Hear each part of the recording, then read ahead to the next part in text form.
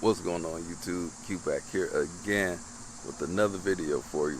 Today's video, I'm about to go over my 1 month review, not with the GR Corolla, we did that already, but with the Integra Type S. So it's been a little bit over a month since I had it, but I had to get around to it. I had other videos planned, but finally getting around to it, and we're about to make that happen today. So a lot of people ask me if I could keep one of the two cars, which one would it be?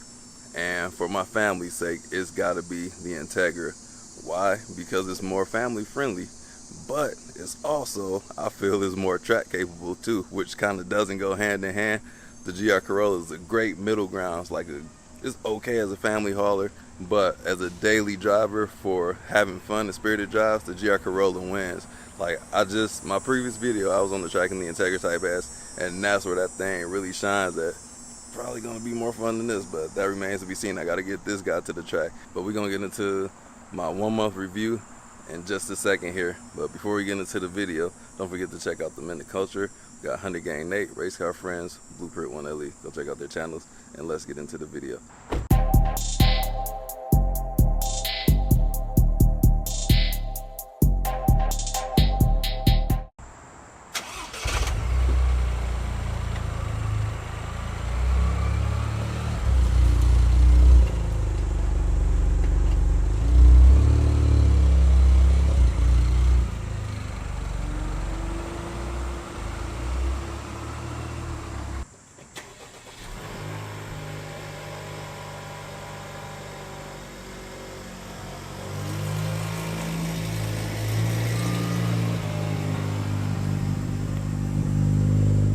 So the first thing I noticed about this Integra that used to kill me with the A-Spec technology Integra that I had with the 6-speed manual, and that was a 2023 model year.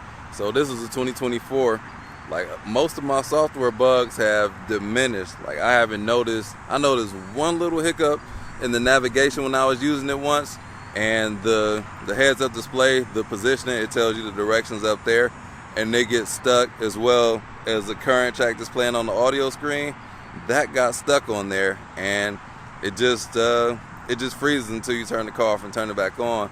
I noticed that just once in this car. I noticed it dozens of times in the other Integra, as well as just any freezing or Android Auto or Apple CarPlay. I use Apple CarPlay. I haven't noticed that at all, but like I said, just the one time while using the navigation, and that comes in handy when I'm traveling. So I am so thankful that I hope they upgraded the software, or maybe it's just luck, but I think they upgraded the software for 2024. So it is very good so far. I haven't noticed any hiccups with the software as far as the infotainment system goes. That was a huge knock on the 23. Ask Race Car Friends, him and 100 Gang Nate have a 2023 Civic Type R, and they have those infotainment issues, and they complain about it. And I had that in my Integra, my other Integra, but this Integra Type S, I'm not noticing that at all, just the one time. As I was saying in the intro, if I had to just pick one car to be in my driveway, this would have to be it. And the reason is mainly because I do got to put it out there, I do love driving the GR Corolla, but this Integra for a day-to-day basis, it looks so good, but it's also extremely practical. Let me show you what I mean. Mine is that middle seat in the back. But this is what I need for my whole family. This is my normal seating position. In the Corolla, I gotta slide my seat forward. And here, both of my daughters can sit behind me. An adult can sit behind me. I can sit behind me in this seating position. Somebody not gonna believe me, so I gotta do it. Slide the seat right on over. And I sit behind myself, and I got lots of room back here. So this car, to be a mid-size car, or no, it's not even a mid-size. It feels like a mid-size on the interior, but this is a compact car. But Honda does so well with the way they package the interior that it's not even a huge car, but on the inside it's huge, especially for the exterior dimensions. That interior, they maximize that as much as they can. Nobody can believe how big this car is on the inside. And Honda is well at that. Cars like the Honda Fit, it's like a subcompact car. That thing is tiny but roomy on the inside. And I done showed y'all what's up in the hatchback dozens of times, but let's revisit it again, because this car, if you need a one-car solution, this is gonna be it. My GR Corolla it can hold 2 of these backpacks. I can hold 4 to 8 of those backpacks in this car. and it's just so roomy. And then this could replace an SUV. Like, if my wife leases up next year, I'm trying to talk her into getting the car, and it would be a car like this, because this car is pretty similar to the interior space of the Blazer. Like, even the capabilities in the back, like, because it does have a sloping roof line, so that's going to take away from it. But still, for a car this small, this efficient, this is the type of daily driver you need. And that Blazer's only averaging like 21 on a great tank of gas. This thing is averaging a little bit better than that, 24 miles per gallon. But this is way more fun, way more fun to drive. And as great as this car was on the track, I can go from hardcore, not as hardcore as the Civic Type R, but I can go from very firm to very comfortable. The adaptive dampers are very good on here, so I can go from Sunday cruiser to track day beast in here, just a touch of a button. So it's no secret that I love driving my GR Corolla, but this Integra Type S, I was just driving it in the wrong places. Like, on the streets, the GR Corolla is a lot more, you can get to the limits faster. You can start screeching the tires way earlier than you can on here. And it's definitely because of the tires. I believe the tires are better on here. I don't know what they are. I know the GR Corolla has the Pilot Sport 4s, and I think this one might have the 4S's. I don't know the difference, y'all tell me. But these are some very capable tires. Like, even on the track, I was able to take turns at a very high speed, and the tires were beginning to screech and squeal. Well, not screech. When it's screeching, that means you're about to go off the road. But squealing is okay. You just want to get the tires to communicate, and that's letting you know, like, hey, you're approaching that limit. That limit is a lot higher on this Integra. So I was a little bit, I don't want to say bummed out about it, but knowing what the car's capabilities are, that's going to help me enjoy this a little bit more. So I got to stretch my legs out on this car, because the limits are higher, I feel, than that of the GR Corolla. So taking it to the track was probably the best thing that I have done for myself in the ownership that I have had it for the last 1 or 2 months almost now. And man, that thing was a blast to drive. And I can tell you why this was the most fun car that I have driven on the track. And I've driven my ZL1, I've driven the GT350, and the M2 on the track, and this has to be the most fun. And it's front wheel drive. And let me tell you why. Because this thing is a featherweight. It only weighs 3,200 pounds. The rest of those cars, the lightest is 3,600 pounds with the M2. The ZL1 was about 3,900 pounds. The GT350 was like 3,700 pounds, I believe. This car, I could carry that weight and the momentum that I could just carry in the turn. And it translated to video this time. I'm very glad that translated onto the video. Cause y'all was like, he's moving on that track. I was moving and cruising, but my speed was lower than that of the GT350. It just appeared that I was doing more because the limit on this car is lower than that of the GT350 and the ZL1. But to say that I've had more fun, that would be a fact. Yes, I had more fun in this car. And then the limits on the track, like, I thought it would understeer, because it was this one, like, right before the main straightaway. I was getting kind of scared, like, man, I can hit this wall and, like, it'll be good night. Because the way that wall is engineered, you slide into the tires in the wall, is designed to flip the car over so you don't go through, or you just smash into the wall. And when you smash, so the thing about the crashes is not how fast you hit the wall, it's how fast you hit the wall and go to 0 miles an hour, which is coming to a complete stop. So it's designed to take that impact, flip over the car so that you will live. Because if you just smack a wall that hard, you're not gonna be here to tell the story about that. Approaching the limits, I feel like it wanted to rotate, and I still don't understand how to make the car rotate, because I was on the track, and this is my livelihood right here. But I need a wide open space, like wide open spaces to where I can just turn and see what those limits are and how the car behaves. But on the track, I did not feel understeer. I swear it felt like it was rotating. It wasn't anything substantial, but I did not feel understeer, and that was amazing to me, because I knew in a front wheel drive car, like, it's gonna happen, but it didn't.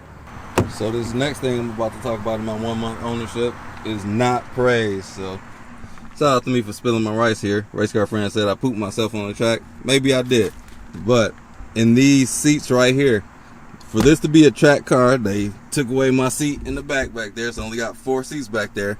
But for this to be a track car, I feel like they should have done something better with these seats. Like the Type R, those seats are very comfortable and very supportive. These seats right here are not comfortable and not very supportive, and that sucks for this to be such a great handling car. I mean, it feels like these seats just swallow me up, man. Well, you can't tell because I'm blocking the seats, but like the side bolstering, it's a lot. And I'm not a large guy, I'm like an average build, but there's a lot of lateral movement to be had in here, and the seat doesn't adjust that. That's on more expensive vehicles, but like I can slide around a lot in this seat. I guess the micro suede, does it help?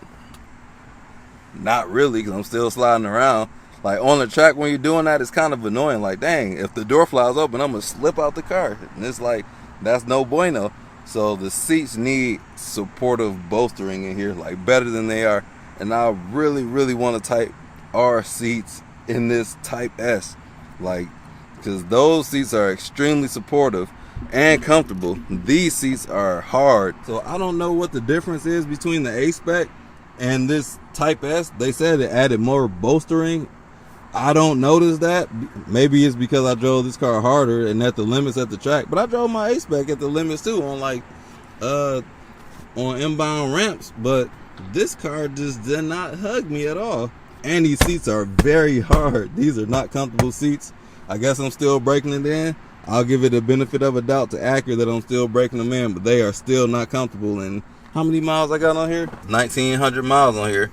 1,896 miles. And these seats still are not comfortable for me yet. Maybe about 5,000 I hope, but man, these things are a little harsh for me. It's not comfortable. It doesn't match the suspension on here when it's in comfort mode. These seats are some of the worst, if I'm being honest, that I recall. I never recall having bad seats, but I think these seats are bad as of now. So this is about to be the final point of my 1 month overview. The inputs on this car is very, very good. The shifter, everybody says this is a good shifter, but and I'm doing a lot of GR Corolla comparisons because a lot of people want to know the difference. They're stuck in between, like they want to know my inputs on both of them, but the inputs, no pun intended, is a lot better in this car. As far as the shifter is smooth. You always know what it's going to do. Every time you shift it, it's 100% the same shift and feel. It's not going to change. Honda got that down pat. The clutch feel is great on here. Pedal feel. The steering is really good. I wish it did have a little more feedback.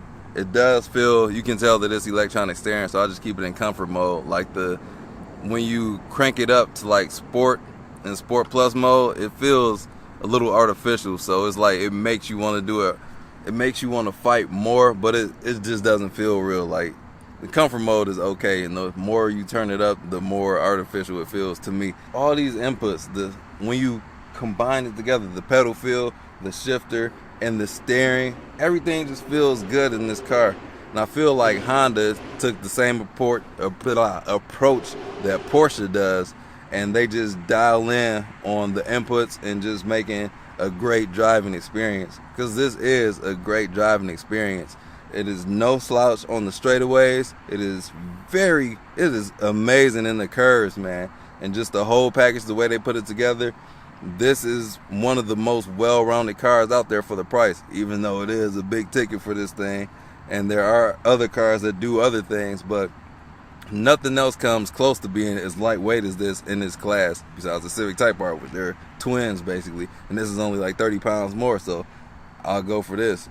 Price not included, I don't know that the markups on there, but when you include the markups, it's about the same for me. Like, I'll take this versus I'll take the Integra over a marked up Civic Type R. This car is very ergonomically friendly. Like, everything that I want to touch, like all these buttons, the presses are solid. You can tell what they are. Like, you can hear everything is solid in here. The buttons on the steering wheel, like, all of this stuff is solid, man. Everything is easy to reach, man. It's just a well put together vehicle. And then this is cheap plastic down here where your legs will rest, but that didn't bother me on the track, but it will bother me on those long road trips.